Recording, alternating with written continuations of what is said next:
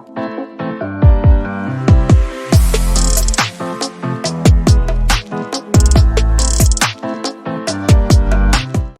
ready? Here we go. 2-minute daily Devo for Monday, November 9th. I'm in the New International Reader's Version today, and our verse of the day comes from the book of Isaiah, chapter 60, and it's in verse 3.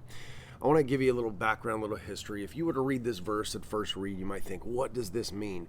But when you do a little study, a little background, a little history, a little to find out who it was written to, when it was written, it really shows you what this verse means back then and definitely what it means to us today. Verse 3 says this: nations will come to your light, kings will come to the brightness of your new day.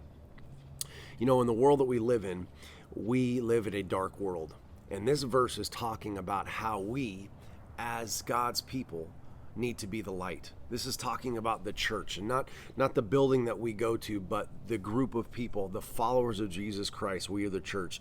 Talking about how it says that the glory of God will shine upon them as darkness covers the earth. And we know that we live in a dark world where there's a lot of horrible things that go on in our world. And the church, God's people, we need to be the light.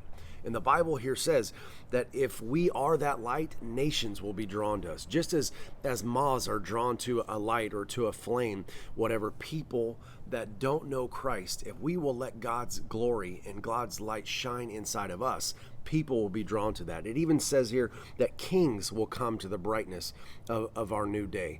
We need to be God's light. As we head out in the world, as we're out interacting with people, we need to be the light of hope, the light of happiness, the light of blessing.